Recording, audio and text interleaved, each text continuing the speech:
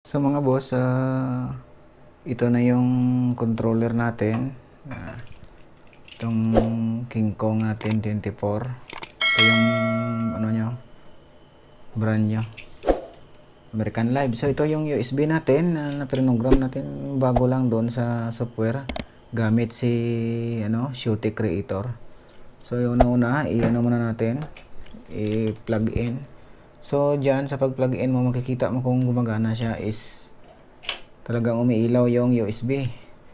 So dito sa screen, dito tayo sa setup, dito tayo sa manage personality. Alam nyo na siguro ito, may mga lang, dugtong-dugtong kasi ito.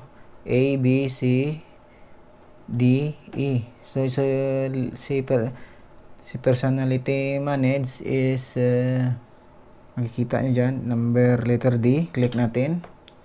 So ito yung lalabas. Punta tayo kay update personality. Ito. So makikita mo dyan yung program natin na si BIM128 at BIM100. Nandyan ha. So gusto mo siyang kopyahin, ilagay natin dito, ipapasok natin yung program. Click mo lang A at B yan, kasi ito yung A, B. Click natin. Una natin ilagay si 128. Click. Pag highlight mo, lumabas si 128. Enter natin. Tapos, si BIM 100 naman. Enter. Tapos mo ng enter. Clear exit ka. Clear exit. Tapos, kunin mo na si USB.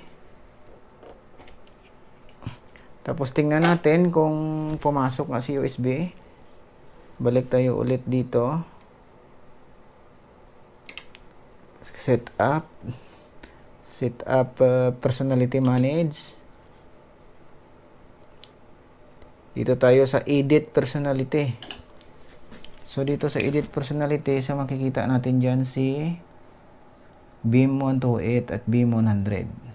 Ito mga boss. So clear exit. So, ipapatch natin dyan sa dalawa, BIM128 at BIM100. So, plug in muna natin para loading. So, dito mga boss, dito sa line natin dito sa likod, naka-line A lang tayo, line A. Yan o.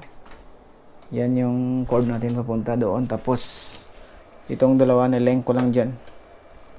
Yung ano niya. So dito pala sa natin mga boss, i-check muna natin to, yung mga naglo-loading pa. I-check muna natin. So ayan mga boss, address ng isa is 001, tapos yung isa is 01410.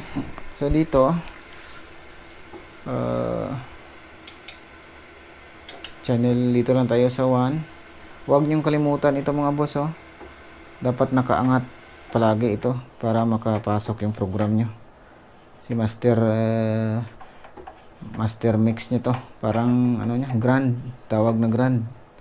Ito yung pinaka master sa lahat na feeder. Tapos fixture, tapos si playback, dito na yun ang section. So i-patch natin.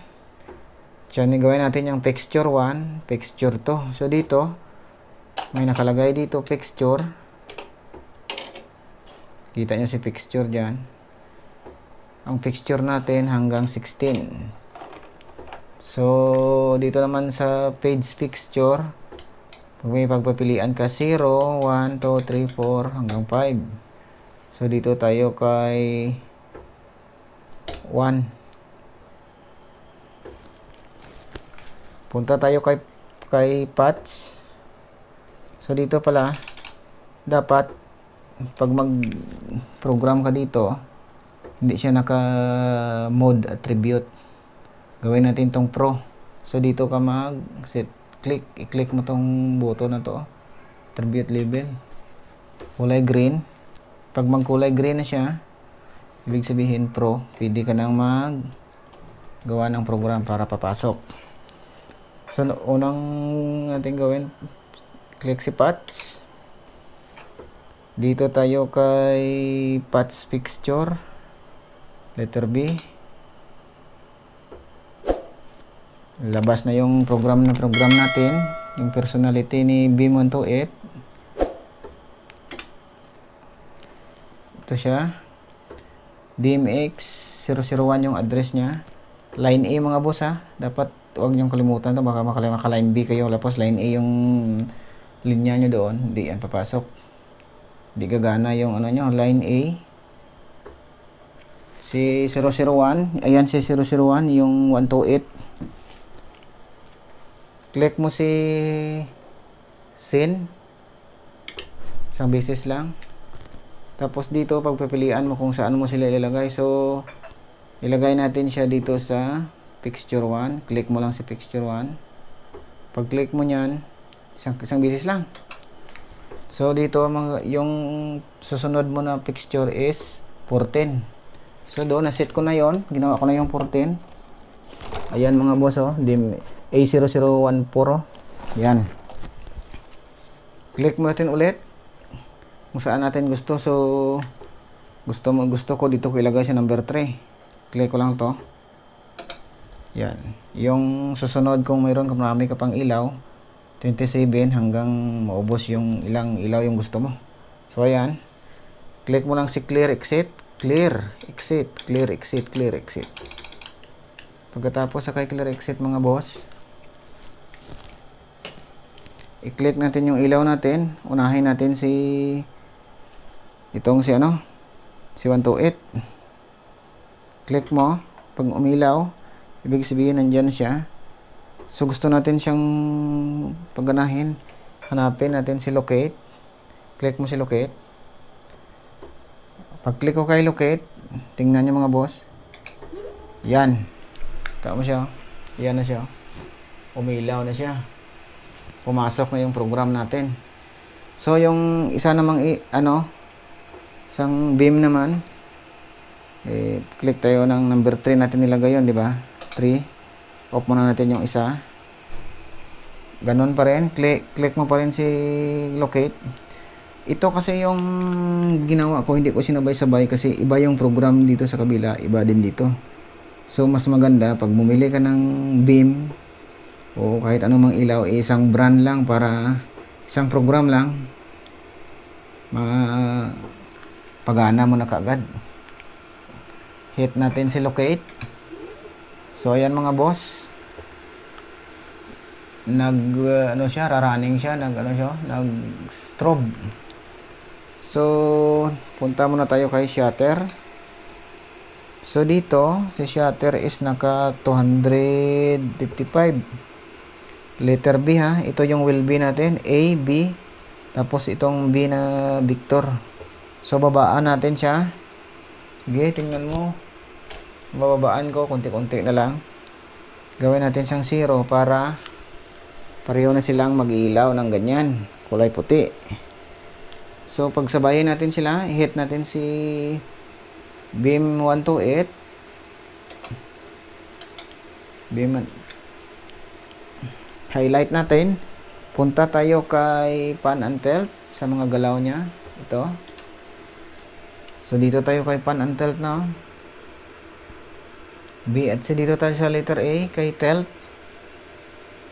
So makikita mo dyan habang doon siya nakatutok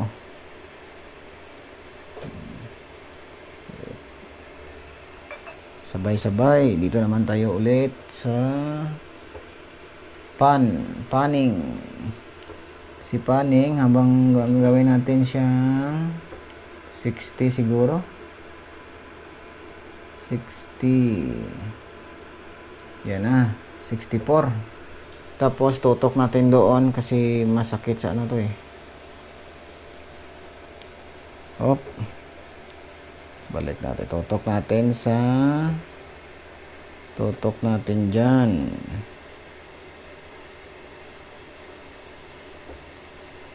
So mga boss, ayan na mga boss. Medyo hinaan natin yung dimmer. Sobrang dimmer niya naka 255 Gawin natin siyang para hindi masakit sa mata. gawin nating siguro mga 100. Gawin nating 100 mga boss. So 100 na mga boss. So dito tayo sa kulay. Tandaan nyo ha, iba-iba yung ilaw natin, hindi magkapareho to. Kung gagalawin natin yung kulay, letter A, wheel A, so tingnan mo dyan kung anong kalalabasan nya. Hindi sila magkapareho. Dapat iba-iba kasi yung program. Yung isa green, nagpapalit-palit na. So gawin natin magkapareho. Check muna natin, dito muna tayo kay 150. Si 150, gawin natin siyang yellow, tapos yung pan and tilt nya medyo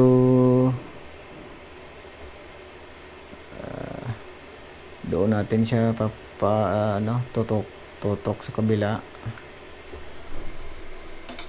Tapos itong si din, medyo taas-taasan natin siya ng konti.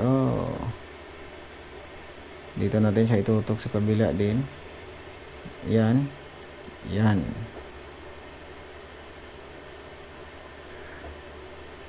Tapos